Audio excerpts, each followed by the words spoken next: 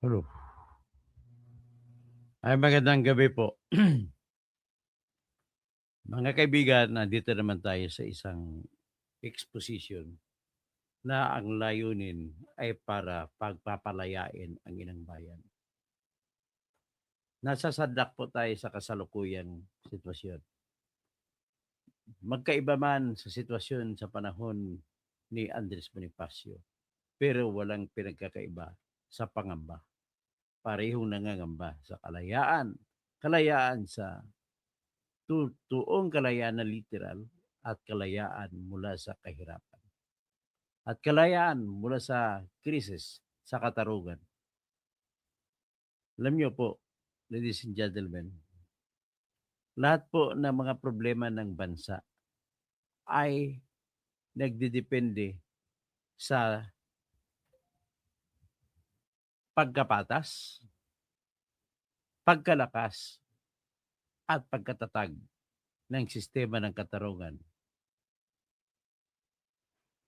Yan po ang tinatawag lagi ng mga abogado at yung mga political scientists that the bedrock of one country on to determine how strong it is and how stout it is in terms of the economy and how peaceful it will be in terms of the peace that would be given to the people and the happiness. It depends on the strength of the justice system in our country. Sa ngayon po, na magsisimula na naman, kapipirma lamang ng the worst president of all time na si BBM ng budget na para sa 2026. Yun ang Biblia para kung paano gagastusin ang 2026. Nagsisimula po tayo sa bad, pwede natin sabihin the worst step of the decade or of the century. Bakit worst step po? Number one, ang dami nating utang, kalalabas lang po ng report ng Bureau of Treasury ng Pilipinas na nagsasabi na ang utang po natin sa ngayon ay umabot na po sa 17.65 trillion. Magandang gabi, Mary Grace Yaprosopa, da aking inaanak, pati sa kay Rafi. Kay Tio Paeng. Ito yung nakita nyo, Tio Paeng. Pag may pera kayo, bumili lang kayo dyan. Kain ka, bubusog kayo. Marami din silang, you have so plenty of choices. Pwede rin kayo bumili dyan, party pack. Pag mabilisan na, hindi na kayo magluluto, patawag nyo lang. Wala pang isang oras, nandiyan ang pagkain ninyo. Okay. Magandang gabi po. Sa maraming salamat, aking inaanak, si Mary Grace. Ngayon, ang utang ng Pilipinas po ay 17.65 trillion. Hanggang November 30 lang yan. Walang November 31 ha, 30 lang, November 30. Ano ang merong kung gusto mo maintindihan kung maganda ba yan o masama ang dulot niyang utang? Ikumpara natin po sa utang sa panahon ni Duterte. Nung iniwan ni Duterte po yung utang, yung bayan, yung binigay ang bayan kay Bongbong Marcos, ang utang po natin ay 12.79 trillion pesos. Ngayon, bigbilang tayo. 2023 June, 1 year. 2024 June, 2 years. 2025 June, 3 years. So, ibig sabihin, 3 years and 6 months pa lamang tayo. Sa 3 years and 6 months, i-minus natin 17.65 trillion minus 12.87, almost 5 trillion in only 3.5 years. Para mas maintindihan natin lalo, we can judge the president on how good or bad he is or she is by just looking at the performance in terms of debt of the country. Ngayon, tingnan natin ang utang naman ni Digong sa panahon ng 6 years. 6 years ka, Digong, in 2022, binigay niya kay Bongbong 12.79. Tingnan natin nung June 2010 kung ilan ang utang ng Pilipinas. Nung ibinigay ni Noynoy Aquino kay Digong. Ito. Hawak ko po, tinitingnan ko po ang data ng Bureau of Treasury. Kaya I am speaking from truth. Speaking from facts. Unlike sa mga ibang vlogger na kwento lang ng kwento. Yan. 2009, 2010. Ito. In June 2010, ang debt natin, ang utang natin ay, asa bang total nito?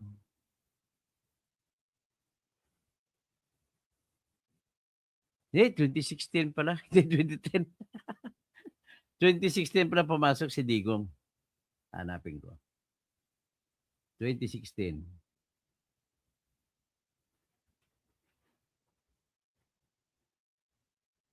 Ito, 2016 ha.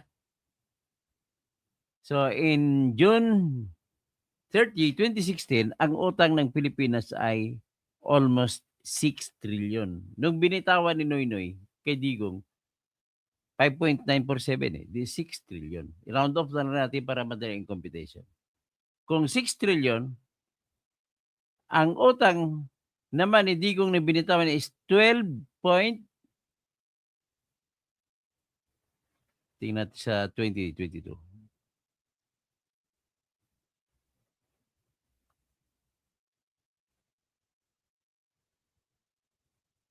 Yan. 12.8. So, 12.8 minus, ilan may kanina? 6. So, bali, ang utang na kinuha ni Digong, in 6 years ay may COVID pa yan. Walang kita ang Pilipinas, 3 taon. So, umutang siya, napilitan siya umutang para pang rasyon, pang ayuda. Yan ang totoong ayuda.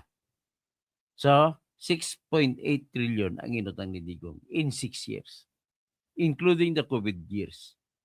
Okay, tapos sa 12.8, sa ngayon ay 17.6,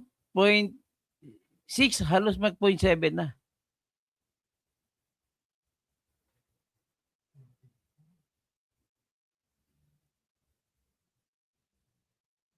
Yan, November 30, 17.65. So, plus, so 5 trillion. Ibig sabihin, 1.8 trillion lang ang pagitan, ay 3 taon pa lamang tayo. Yan ang problema. So, ibig sabihin, hindi magaling ang pagpatakbo ni Bongbong. Ano ang dahilan kung bakit hindi magaling pagtatakbo? Ano ba nagdidikta kung uutang o hindi ang bayan? Ganito lang po kasimple. Mag-imagine lang po kayo ng isang pamilya. Isang pamilya may nanay, may tatay. Sabi may 3 anak. Bago mag-New Year, nag-uusap ang mag-asawa. Paano natin, anong magagastusin natin, anong plano natin para sa sunod na taon? Sabi ng asawa sa mister, magkano bang income natin? Magkano ba kinikita mo? Magdagdag ka, magnegosyo ka nga. Huwag ka umasa sa sweldo. Kaya ako, pagod na ako dito sa kababantay sa anak natin. Lahat-lahat. Trabaho sa bahay. Yun ang katwiran. Yan ang laging nangyayari sa loob ng bahay. So, ang pamilya, pagtapos ng taon, kung may utang, ibig sabihin, hindi maganda pagpatakbo ng nanay at tatay. Pero minsan may utang, pero na nama-manage. Nama-manage siya in the sense na kaya lang ang utang kasi kumuha ng kotse ang Mr. and Mrs. So ang monthly, kaya naman nilang monthly bayaran. What is important is, maganda pagpatakbo ng pamilya ng ekonomiya ng pamilya kung ang utang ay updated ang pagbayad, walang overdue.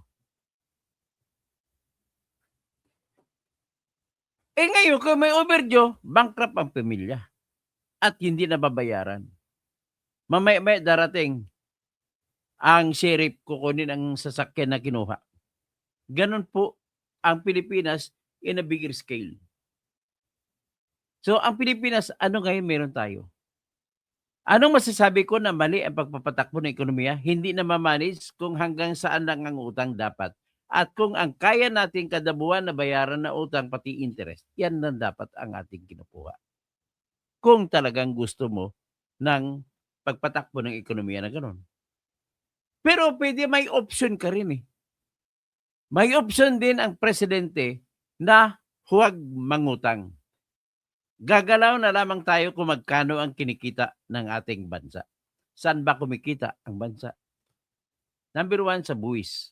Pinakamalaking pinagkikitaan ay buwis. Anong klaseng buwis? May buwis sa income tax, mahina lang yan. Mga income ng mga tao, income ng korporasyon, magbabayad ng buwis sa ating pamahalaan. Isang pinagkikitaan ng income ay yung mga pagbebenta, sales taxes. At yung production at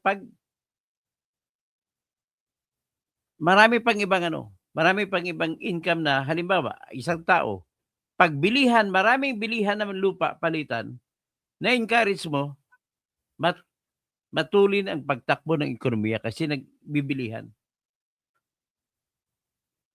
Example, may mga construction workers, marami ang construction na pinagawa ng gobyerno. Iyan naman talaga ang target ng gobyerno, bakit malaki palagi ang budget sa pagko-construction. Para maraming construction workers ang maha-hire. Hindi na nakatingin yan sa contractor, kundi sa mga construction workers. Bakit? Kapag nasilduhan mo mga construction workers, yung perang binigay mo sa kanila ay iikot na naman yan, pangalawang ikot, ibibili ng bigas. Bibili ng lahat ng pangangailangan ng pamilya. Ang pinagbibilhan naman, bibili na naman, bibili, walang katapusan na bilihan. Ganon po pag-ikot ng ating ekonomiya. Ngayon, ano ang mangyari kung natitigil ang construction? Ang klase ng construction po meron sa Pilipinas ay hindi rin naiba sa ibang bansa. May construction na pampubliko, may construction na pangpribado. Mayroong mga korporasyon na malaki nagpatayo ng condominium. Maraming construction workers kailangan. Mayroong nagpapatayo ng magarang mga subdivision. Marami din construction workers kailangan. Kaya nga sa totoo lang, pag wala ka talaga alam, maging masipag ka lang, hindi ka mawawala ng trabaho sa construction. Kasi malimit lagi may construction. So ngayon, ibig mo sabihin, ang mga negosyo na pinagbibilhan lagi ng pamilya ay bukas. Masigla ang negosyo kung may mga pamilya na bumibili lagi. Pamilya ng mga construction workers. Pamilya din ng ibang mga trabahante. Pamilya ng mga kawani ng pamahalaan. So kani-kanya tayong pamilya, kani-kanyang galaw. So imagine mo kung sa ngayon po, mahigit 100,000 na trabahante sa construction workers ang nawalan ng trabaho dahil sa flood control anomaly. Dahil sa anomalya, natigil. Pinatigil muna kaya puro anomalya. Maraming mga proyekto na ghost. Kaya, ang problema, walang nagawa mga ghostbusters. So, nakita natin ang katotohanan, ito po hindi natin maitatanggi na kinuha pa ng ating pamahalaan ang 90 million or 89.9 billion mula sa kaban ng PhilHealth. Yun pala ginamit, kulang pa daw yun sa flood control. Kinuha din ang 107 billion ng Philippine Deposit Insurance Corporation. Ano ba yung PDIC? Para maintindihan niyo po, ang PDIC po ay tinayo ng pamahalaan para maitaas ang tiwala ng mamamayan sa mga pribadong bangko para magpapatuloy sila deposito. Ano ba ang kahalagahan ng deposito sa bangko ng mga mamamayan? Ang kahalagahan po niyan ay dadami ang kapital ng mga bangko. At kung marami po ang kapital ng mga bangko, pwede po sila na ngayon magpapautang sa mga magpapatayo ng negosyo. At kung may negosyo na may tatayo, sigurado makikita mo na madagdagan ang mga magtatrabaho. Ang isa pang pinakamalaking tulong ng mga bangko na may mga pera, umaangat po ang kapital nila kapag marami nagdideposito. Kailangan natin ang mga bangko na pribado. Bakit po? Ganito kasi ang operation ng ating pamahalaan. Kahit yung pamahalaan ng ibang bansa, ganun din. Mangukulikta ng buwis, so saan kumikita ang pamahalaan? Sa buwis. At saka mga imports, tawag dyan, tariffs. Tawagin na lang natin buwis sa Tagalog.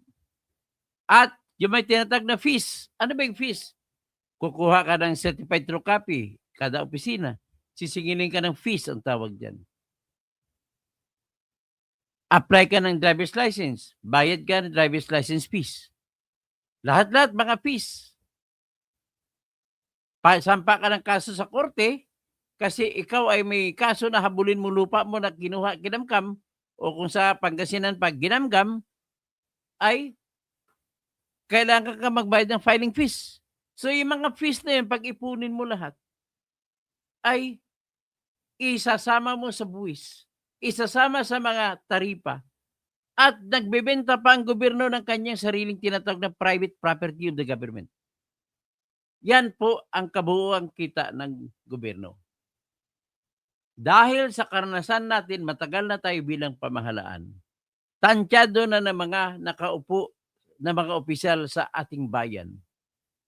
Lalo na dyan sa mga finance systems natin. Sa Department of Finance at saka sa Bureau of Treasury. Kabisado na nila kung magkano kikitain ng bansa. Yan ay, siyempre, sinasaisip lamang nila ay hindi naman mawala, walang magsasara ng mga negosyo. Tuloy-tuloy lang. Ang tanong, paano kung marami magsasara? Ibig sabihin po, alam ng gobyerno natin kung magkano hanggang saan na ang pwersa ng income ng bansa. Sa ngayon po na nag-uusap tayo, hanggang 4 trillion lang po ang kinikita ng ating bansa. Pero bakit nagbabudget ng 6.7 trillion? Kasi umaasa sila baka tataas pa ang buwis ng income, may maritang gagawin, sisigla ang negosyo. Kasi the more ang tao na bumibili, the more transactions that we have. If we can produce 1 billion transactions, sabihin na lang natin na kada transaction nag-average na 10 piso ang kita bawat transaction sa isang araw. Kung 10 billion times 10, 10 billion isang araw kinikita ng bansa natin. Ang isa sa pinakamalaking kinikita ng ating bansa ay mula dun sa pagbibenta ng langis. Kada litro ka, hindi nyo alam, magkano litro bili natin? Sabihin natin, nasa 60 pesos. Sus, parehas na. No? Yung dollar, 60 pesos. Ang langis, 60 pesos din. Noong araw nga, mga siguro a month ago, a year ago, ang presyo ng gasolina nagiging bright ang mga tao. Kasi bakit? May grado sila 90 pesos. Di ba umabot to 90 pesos per litro? Ganun po ang takbo ng ating ekonomiya at malaki po ang sinisingil ng bayan natin na buwis kada litro ng gasolina. Hindi ako magkamali, umaabot po hanggang 10 piso kada litro.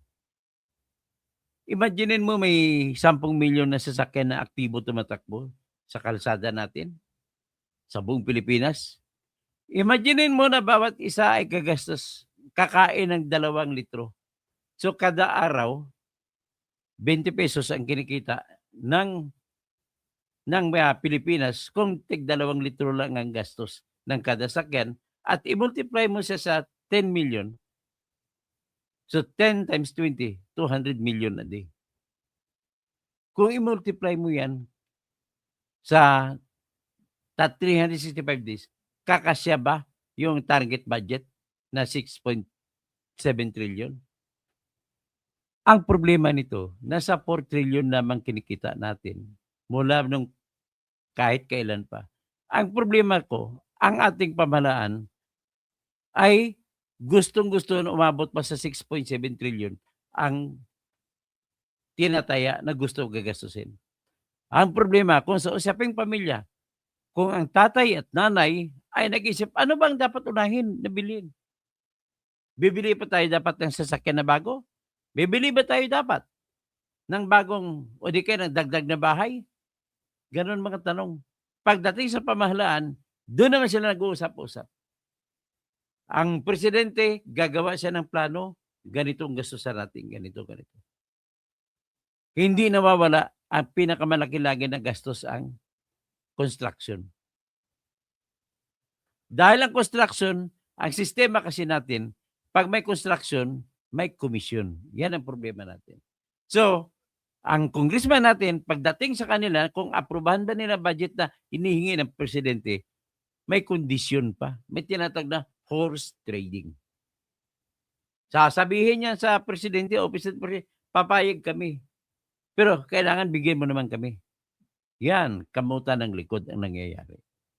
Hanggat sa yung original na pondo sa PhilHealth noong 2025 na dapat 74.4 billion ilalagay sa PhilHealth, hindi na nilagay. Kasi gagamitin, asar naman ang mga congressmen at senador. Wala kami, ID namin aprubahan yan. Kailangan bigyan mo rin kami. Sabi naman ng Office of the President, sige na nga. Bawasan mo na lang ang CHED, binawasan ng 30 billion. Ang PhilHealth, binawasan ng 74.4 billion. Ang dami pang ibang binawasan. Bakit binabawasan ang tanong? Sagot, dahil po sa ating konstitusyon, nag-uutos na kung magkano ang sinabi ng Pangulo ng Pilipinas na ang paggagastahin natin hanggang 6.7 trillion lang, hindi pwede dagdagan ng Kongreso na masobra pa sa 6.7 trillion. Bagkus, kung may gusto ang mga congressman na ibang project, meron silang ibang project na tanggalan ng pundo.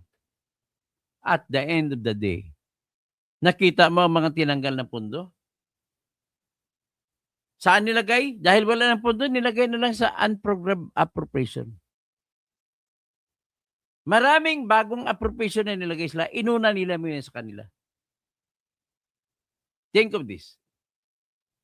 Nung tinamiti ang panukala, dahil sa hiyang-hiya sila sa DPWH, hiyang-hiya si Bongbong Marcos, dahil sa mga flood control projects na anomaly, yung kanilang proposal sa DPWH ay binawasan ng 200 plus billion. Pero, ang nangyari, yun ay nung araw nung may konsensya pa at mabait pa si Dizon.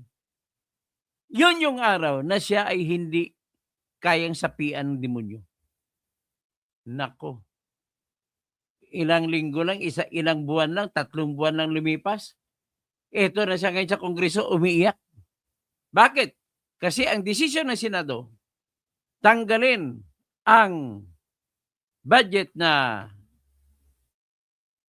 kung hindi ko makali, tinanggal pa yun, mga 200 plus billion. Umiiyak. Bakit? Kasi po, hindi may tatayo ang mga proyekto kung gano'n lang ang budget.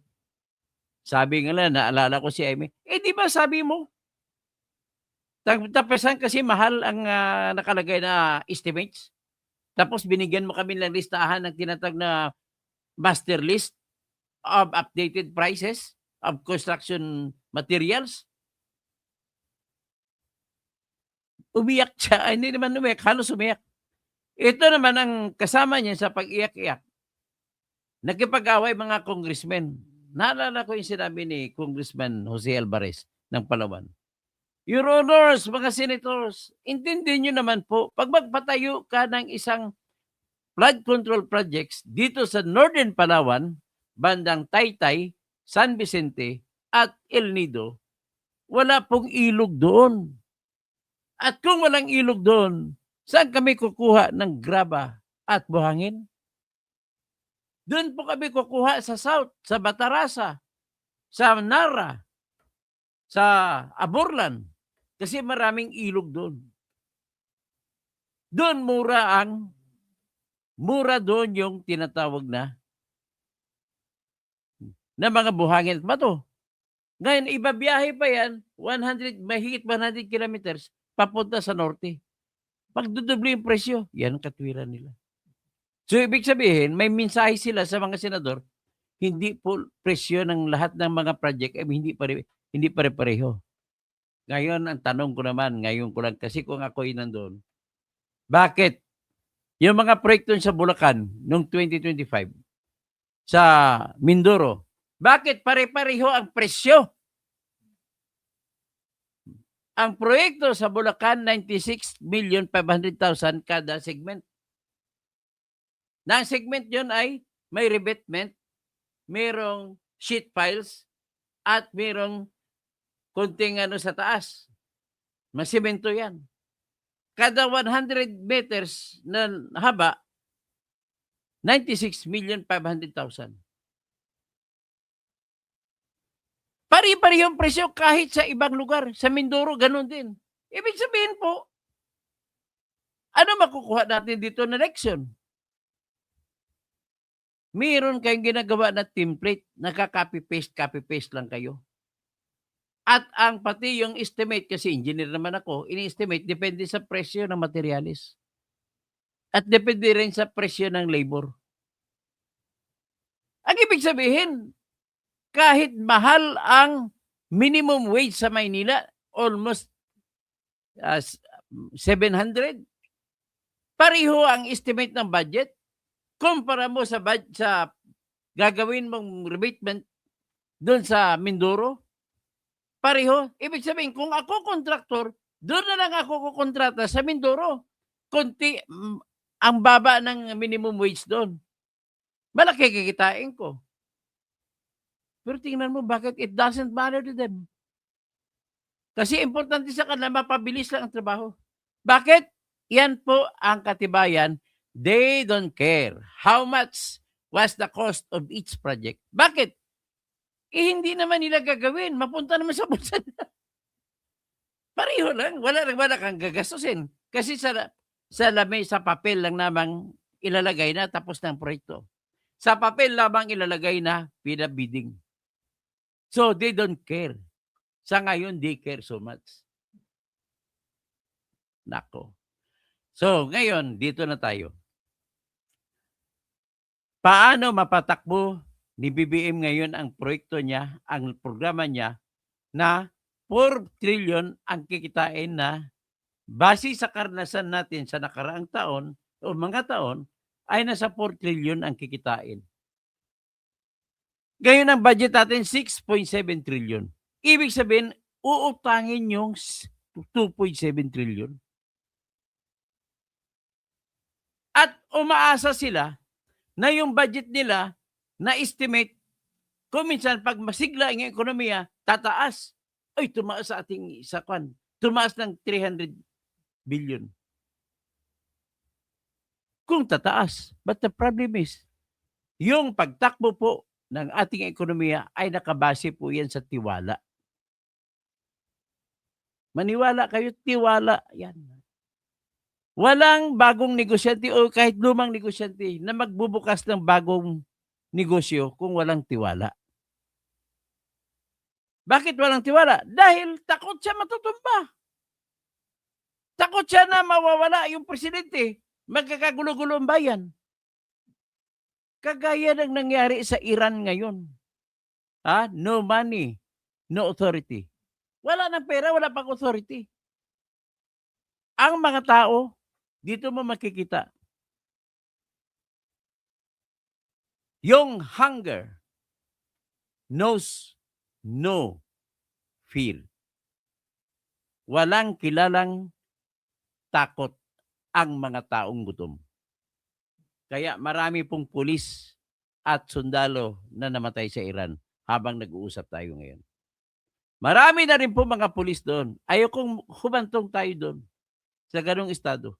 Maraming pulis na po sumama na sa mga protesters. Marami na rin sundalo na tinatawag IRGC, Islamic Revolutionary Guard. Marami na rin sa kanila bumaliktad na. Bakit? Babarilin ba nila mga tao na mga kamag-anak naman nila? Babarilin ba nila mga kapatid nila na civilian na nagrally? Ganon din po ang nangyari noong 1986 EDSA Revolution. Bata pa ako noon, 56. Virgin pa ako. Ganon po ang problema. Naabot ba tayo dyan? Ano bang naging problema? Bakit naging ganon ang Iran? Wala pong pinag-iba sa Pilipinas. Kurakot. Kurakot! Mas malaki pa nga ang income ng Iran kaysa atin. Bakit? Ang Iran po may binibenta na langis. Tayo wala. Laway lang tayo. So ngayon, makita mo, ang baba ng trust kay BBM, pinakahuling labas sa Publicus Asia, -27. My God! Mabat, ang SWS kasi nauna yun, -3. Yung Pulse siya, -17. Yung bago lang kalalabas, Publicus Asia, -27. Walang tiwala sa Pangulo ang mamamayan. Yan pinaka-problema natin. So ano ngayon ang gagawin ni Bongbong? Sa totoo lang, ito may suggestion ako sa iyo, Bongbong. Para magbago. Number 1, aminin mo ulit sa tao na palpak ang flood control project mo at dagdag yan, aminin mo na ikaw ang may kasalanan. Yan may tinatawag na truth, justice. Kahit hindi ka makukulong, aminin mo lang. Sapat na yan para sa tao na maawa sa iyo, tutulungan ka. Number 2, siguraduhin mo na makasuhan ng isang kaso na matatag si Romualdez na pinsang buo mo. Makita ng tao na nakakulong si Romualdez, ang laki ng palakpak para sa iyo. Yan ay sa kabila ng ikaw ay adik. Sa kabila ng ikaw ay nagpapabuli. Ibig sabihin, nagpapalubot, pag sabi ng Bisaya, pag sabi ng Tagalog, nagpapapuwit. Kay Mr. Too Big. Sa kabila ng lahat na ikaw ay sinasabi ng iyong kapatid na si ate na bangag. Pati anak mo, bangag. Pati asawa mo, bangag. Yan lamang po ang bitter pill to swallow. Sometimes, medicine are too bitter to swallow. But, even then, if it is the only way for you to survive, you have to take the bitter pill or the bitterest pill. Better yet, mag-resign ka na lang. Yan. Tapos, antayin mo yung investigasyon, magpapatuloy na dahil wala ka ng immune from suit. Hindi ka na wala ka na immunity from suit. Pwede ka ng kasuhan sa criminal case. At mind you, BBM, nobody will believe if you say that si Saldico lang may kasalanan. Walang maniniwala po pag sinabi mo si Diskaya lang may kasalanan. Bakit? Una, look at your yard sa Ilocos Norte. One of the contractors who had so many contracts in Ilocos Norte ay mga Diskaya construction firms, group of companies. Sa bayan nga dyan ng Nueva Era, 36 and flood control projects.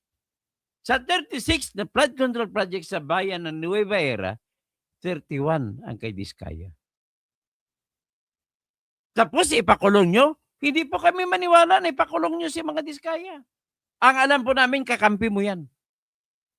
Kasi oras na inipit mo yung mag-asawa na yan, magsasalita na sila, wala na silang mapuntahan. So ngayon, just to prove my point, ilalabas ko muna dito, ang problema nito ay mataas ang reputasyon ng mga umaaway sa iyo. Ipakita ko muna ito yung mga Tres Amigos. Tres Hermanos. Hermanos Bonitos. Sino yun?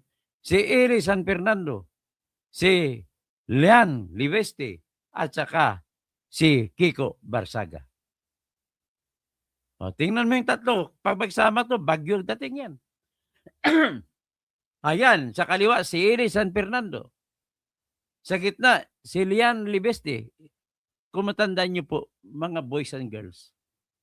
Si Lean Liveste, siya po yung promil kid. Tapos, si Kiko Barsaga. Pwede mo sabihin, the Karate Kid. Yan ang pinaka-problema mo dito, BBM. How can you survive? Ang taas ng reputasyon nitong bumabanat sa'yo.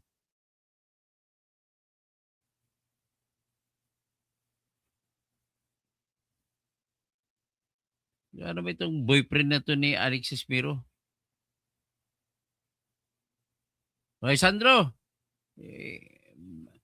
Bakit mo? Balita ko, pinahulog mo yung anak mo. Bakit?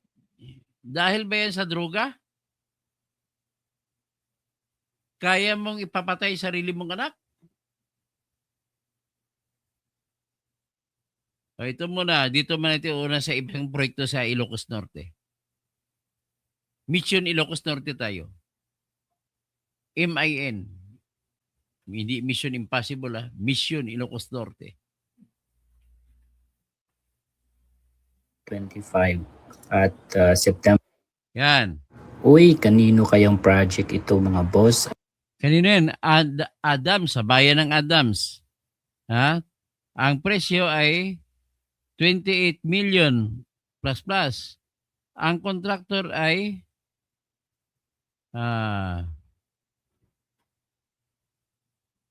Pilsin. Hindi na importante yung contractor. Tapos Ayan o, 28 million dito po sa Adams ng Ilocos Norte. So kung titingnan natin yung tarpaulin kanina, no, April sinimulan 2025 at September 2025 dapat tapos na. So tingnan nyo. Ayan o. May ginawa pero wasak. Uy, kanina. Okay, dito naman tayo. Tanggalin natin yan. Dito naman tayo sa windmill. Akalain mo pati windmill may flood control project din? O, tingnan niyo mga windmill. Pag nakakita ko ng windmill, naalala ko si Don Quixote. O, tingnan mo windmill. O, bago mag-windmill, makikita mo yung flood control project sa sira. Anak ng wets. Ay, yes. Yan, oh. Flood control, sira, oh. Background na lang ang windmill.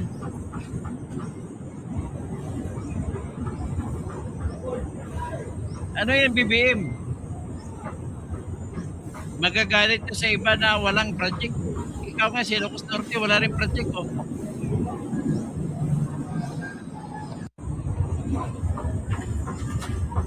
Ah,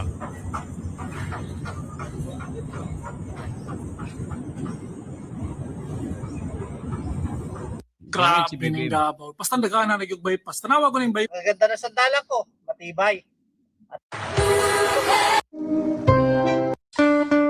Gusto mong matuto Sisipulon nga ko, sir. Wala lang ito. Ito naman, saan project ito? Pakita ko sa inyo. Sabi nga ni Benji Magalong, para lang ma-save sila, pinalabas na force majeure. Nagiba yung project force majeure para wala silang babayaran. Anak ng wedding. O, yan o. Saan ito? Lawag City, Ilocos Norte. Rotaplex ang kontraktor, Rotaplex Construction and Development Corporation. Ang budget, 47 million. Kailan nagsimula? February 13, 2025. Kailan magtatapos? 15 September 2025. Oh, walang nagawa. Oh, tingnan nyo, walang ginawa, oh. Anak ng tits. Oh, ayan, oh. Oh, tingnan nyo, walang tarpaulin lang ang ginawa. Yan, project ni Kwan, ni Sandro. Ibig po sabihin si Sandro, wala siyang pakialam, basta mapunta lang yung pera sa kanya. Sabi niya, kaya daw hindi natapos, may nakaharang na malunggay. Ay, nako. Ito si Sandro, the best congressman of Ilocos Norte, Anak na, ito pa. Yan. Asa na flood control? Sa ilog nito. Sandro! Andun ka ba sa Thailand? Nagpa-party-party ka muna sa Thailand? Anak ng wedding. Ito pa. Yan. The same thing. The same ko lang yan. Anak na ikaw talaga, Sandro. Ito naman. Tingnan naman natin itong isang proyekto ni Sandro. Masyadong busy kasi yung boy. Pugi kasi. Ayan.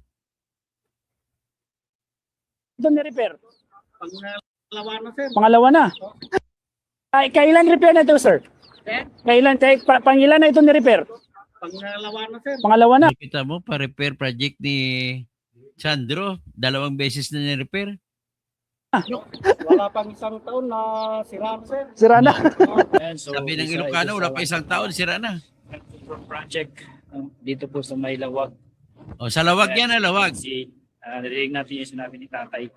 So lagi nasisira. Ayan, flood control project, sira lagi. Tingnan mo. Dito na nasira. Dito po sa Walang may bakal. saan yung barangay? Nakapatong na lang Barangay sa 34. sa lupa. 34A no. Ayan. So makikita natin ayan. Taon lang daw, no? So isang taon lang mga boss ay nasira na agad. So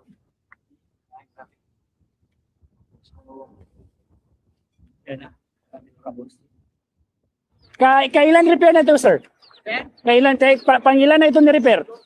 Yung nag-file ng plunder kay Vice President Duterte, yung si Reverend Adictus at saka yung si Kailan repair na ito, sir? Hindi natin ano yan. Kailan? Ito. Nakita mo, ang dami mga party list na nakatumanggap pinakamalaki tingog party list. Ano ba yung tingog? Alam mo yung tingog, salitang Bisaya yan. Salitang Waray, tingog. Ibig sabihin, boses. Salitang Ilonggo, tingog, boses. Salitang Cebuano, tingog, boses din. Tingog party list, ang congresswoman si Yeda Marie K. Romualdez at saka si Jude Asidre.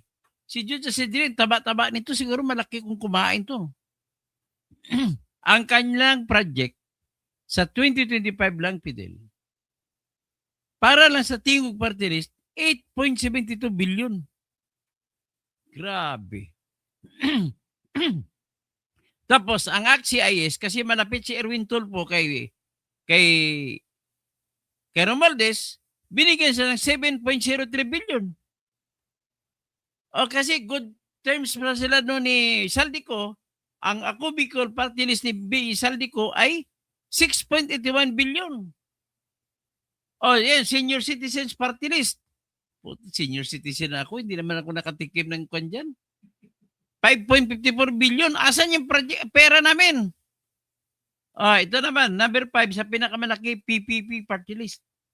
4 piece. Kay Michael Romero. 5.22 billion. Tapos iba pa yung 4 piece party list. Kay Marcelino Nonoy Libanan. Ito yung mataba. Itong dati hinangaan ko, ngayon hindi na. Ito yung waray na kurakot. Waray upay. 4.94 billion. Ito naman, Agimat Party List ni Brian Revilla. 4.71 billion ang kinain. Malasakit Bayanihan. Kay Sandro Gonzales. 4.12 billion. Kay Barangay Health Worker Party List, Angelica Natasha Ko. Anak, pamangkin ba ni Saldico to? 3.86 billion. Tapos Sibak Party List ni Joel Villanueva. 3.41 billion. Ay, nako. Kayo na lang. Sino pa? Ito, ilabas natin yung proyekto sa Sarat, Ilocos Norte.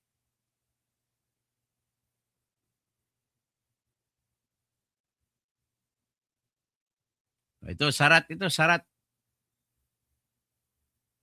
Sa Sarat ito. Tingnan natin. Mukhang maayos naman.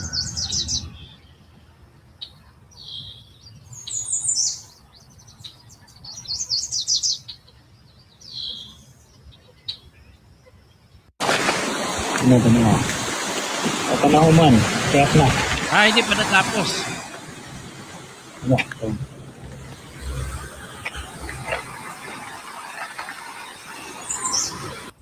Hanggang ngayon, ginagawa pa rin. Patapos ng taon na 2025. Labi naman. Marunong ka mag-Tagalog? Marunong. Ano ba na? Okay? Tingnan natin itong may background ng SM Lawag. Malapit sa SM Lawag. O sa likod ng SM Lawag.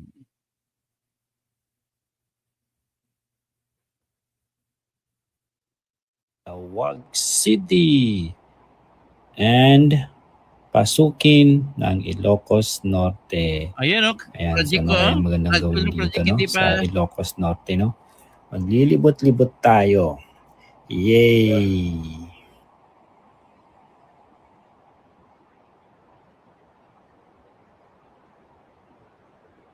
Ilocos Norte yan. Sa Lawag. Pasukin. Yes! Lawag City! Hindi pa natapos.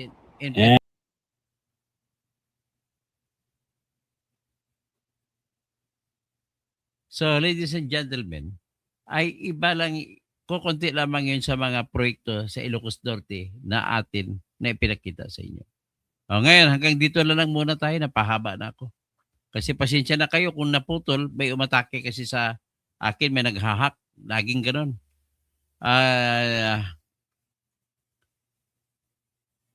Kay Pastor Rodi Rabi, kay Jet Generoso, si Duterte ba nakabayad? Ano nakabayad ng alin? Hello Cap, tapos OED, ikaw na, magpresidente. OED, Di Lascano, magaling. Si Batman. Si Batman. Sino si Batman? Si Ralph Recto. Magaling ng mga VAT tax, value added tax. So Kai Comaro, good evening. AMG Travel Vlogs. Ang lupa na pinamigay ni Presidente Duterte sa mga katutubong Aita sa Boracay ay kinamkam ng Administrasyong Marcos at binigay sa kanyang mga crony. Kawawa ang mga katutubo sa Boracay. Nako. Alam mo na pumunta ako ng Boracay, dapat sundin sa ibang Pilipinas ang lugar ng Boracay. Bakit? Tinanggal na nila lahat ng tricycle doon. Nasa sakyan ng mga visitors. Ikot-ikot sa buong isla. Ano nang pinagpalit nila? Lahat po ay e-trike. Gawang Boracay. Dapat may ganong industriya na meron tayo. So gawang Boracay ng mga e-trike, ang lakas pa sa akyatan. Siyempre, ang Boracay ko, akyat, baba, akyat, baba. Tapos si Grace Laurio, idol ko ito dati. Dati ang idol mo ngayon hindi na. Sige, wala akong magagawa sa kasi ikaw mga kasinungalingan ang pinaniwalaan mo. Hindi ka marunong kumikilala ng batas, Grace Laurio. Dapat ginagalang ang batas. Kagaya nan, yung pagkidnap kay Digong Duterte, batas natin yun, dapat hindi tayo mangidnap. Bakit kayo mangidnap? Kaya dyan ako, manis, bumaliktad ako. Rosalie, mas malaki di hamak ang corruption. Ha? Ang lit na kay Duterte. Tarantado ka, trilyon kay BBM. Ikaw magsalita ka, Rosalie, wala kang basihan eh. Sino pa? Si Travel Vlogs. Mantakin mo 117 billion pesos sa PDIC. Tapos ang Travel Vlogs, bagsak ang ekonomiya ng Pilipinas dahil 60% na foreign investors ang umalis. Naku, patay tayo.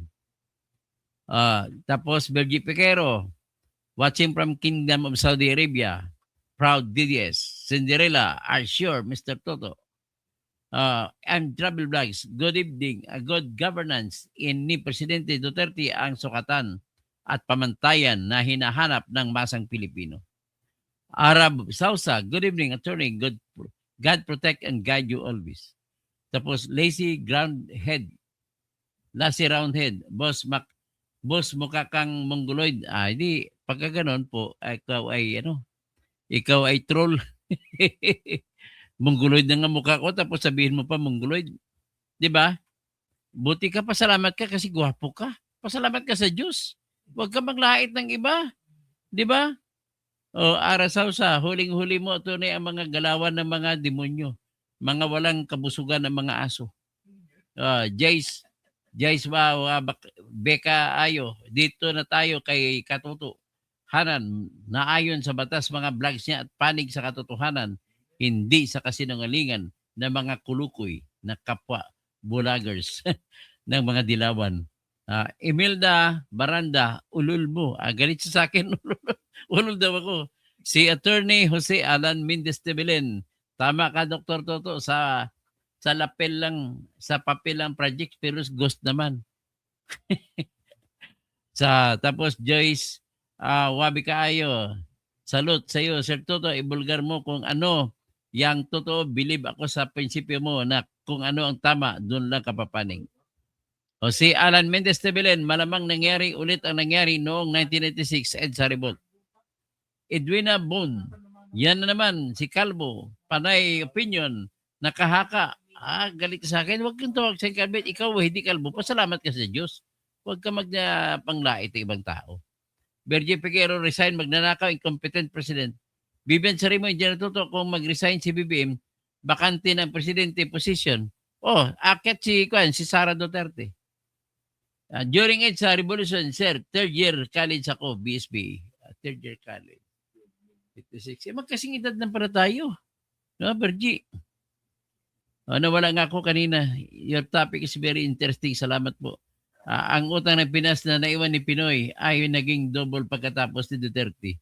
Naging double. Kasi, may COVID. Pero, 6.8 trillion lang ang nautang ni Duterte. Pagdating naman kay Digong, kay Bongbong Marcos, 3 taon pa lang, 5 trillion na. Nako. Saan tayo patutunguhin yan? Kapatid, Dennis Causing, Bergie Piquero, tapos Shine Xiong Ko.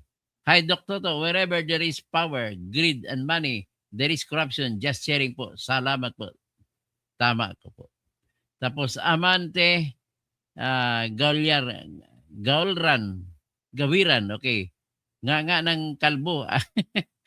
Huwag ka nang tumawag kalbo. Pasalamat ka sa Diyos at hindi ka kalbo. Rosalie, fact is that utang na iniwan ni Pinoy ay naging doble. Wala naman problema yan. Shout out, Sir Toto. Grabe ang maliliit na isda lang ang kaya nilang hulihin. Ano nangyari nga pala sa investigasyon mo? Walang nangyari. Tiolim Ultimatism, Tamsak Dan, Madam Super Kaskas na ang saging ko dito. Si Cinderella, ginagalang ba't ni Duterte ang batas? Ginagalang po. Ba't may nakita ka ba na hindi niya ginagalang? Ibanggitin mo. May ebidensya ka ba? Oh. Dali. Sino pa? Si Kamote. Tapos si Jonathan Bardomeo. Si Dennis Ramirez. Go for Senator, Attorney. Presidente na tayo. Presidente na walang kwenta. Senador ka lang. Hindi ka makakagawa. Hindi ka makadiskarte. Gusto ko pabaguhin sistema ng katarungan eh. Kamote, Cinderella, okay. Hanggang dyan lang man tayo. Maraming salamat po sa inyo. Including sa mga naglalait sa akin, maraming